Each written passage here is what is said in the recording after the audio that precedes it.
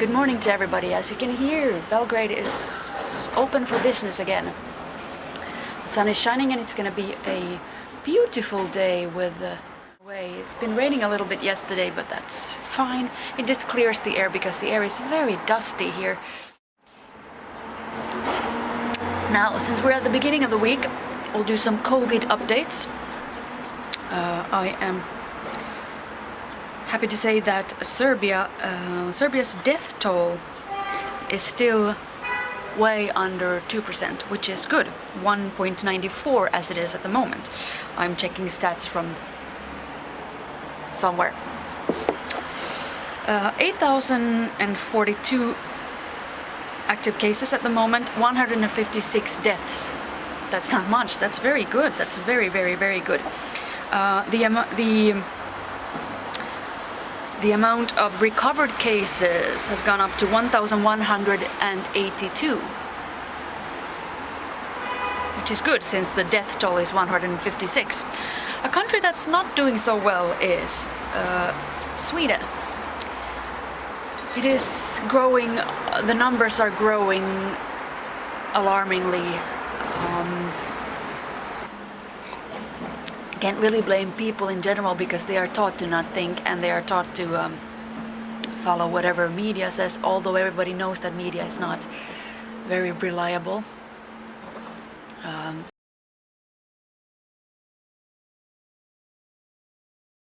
that proper journalism at those times is very good.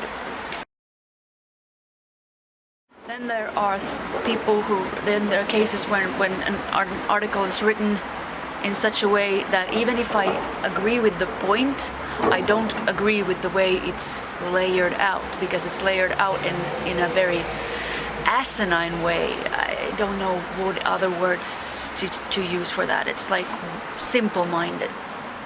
Now, BBC made a small 10-minute film of 10-minute video clip of what's going on in Sweden, which is not really up to date, but it will give you kind of an idea.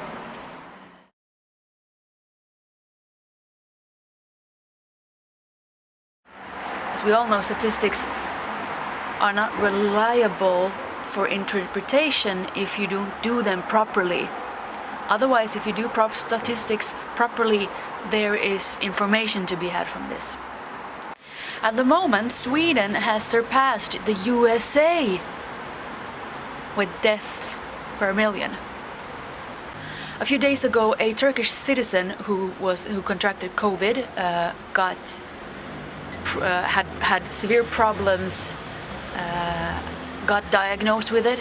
It was a confirmed case, and he would not get treatment in Sweden. The Turkish regime flew this person and his kids to Turkey. And this, of course, became a media storm because this is used for propaganda, anti-Sweden and so on and so forth. And all Sweden wrote was that this was only a publicity stunt. Although they do confirm that this is not fake news, it's a true story. He did receive COVID, he had problems, he did not get treated. But it's just Erdogan who wants publicity.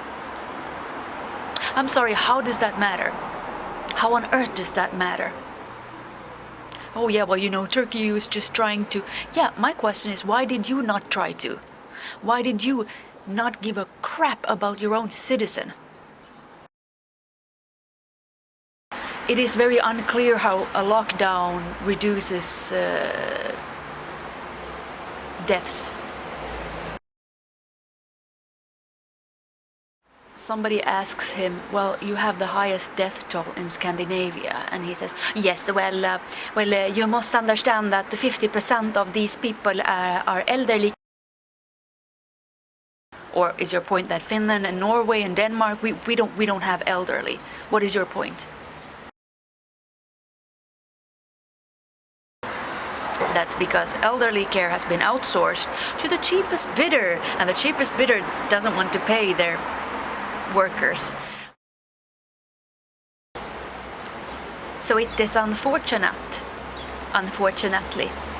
and completely a surprise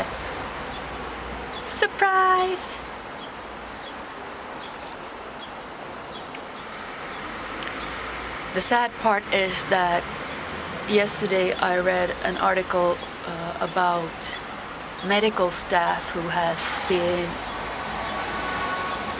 people within medical staffs in Sweden who have been on a regular basis. I'm actually using that word, that saying, on a regular basis have been reporting their own workplace, their own hospitals, to the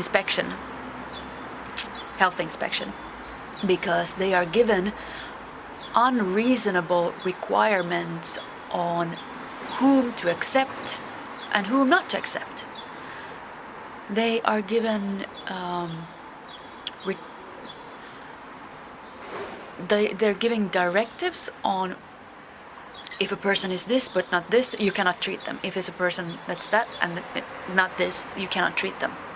So even if they have beds and places for people, they have to turn away people because they don't fill out the criteria for being sick at a hospital, when your sickness may cause you to die. Wow.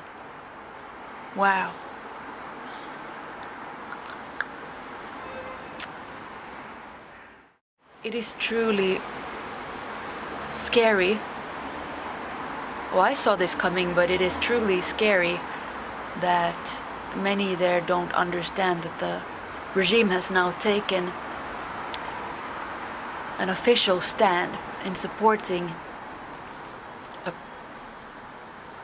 a political view of choosing who is more valuable than who. This is such a catastrophe if you take Swedish immigration history into consideration. They have been a wonderland for lots of people. Lots and lots of people in need, in dire need. You can really find a piece of history within the Swedish immigration policy. You see there are lots of people from the Republic of Yugoslavia back then where you couldn't. All in all, there are 176,033 people at the least from the Yugoslavian area in Sweden. Obviously, Syria is going to be first since 2015. Finland is otherwise the largest minority in Sweden. You have people from Iraq, Poland, and so on and so forth. Here you go, Bosnia, Herzegovina, and Yugoslavia. Chile tells another story, a very sad story of a very sad era. Then we have Ethiopia and the famine there. We have Greece. You can truly read the history through Swedish immigration. And this is the cake chart for asylum seekers in Sweden. You see Serbia, Montenegro, 118,669. That is a large number. Then you have Somalia, Iraq, Iran, Syria. Stateless, okänd means not known, and other countries, of course, in one chunk. The sad part is that this extreme right-wing capitalism happened to such a wonderful state. And it just breaks my heart. Somehow I kind of feel like the world should give back for all the effort that Sweden has done. But how could it possibly do that? I don't know. It's just a good thing that goes down the drain. And I'm sure many of you know exactly sort of what I'm talking about.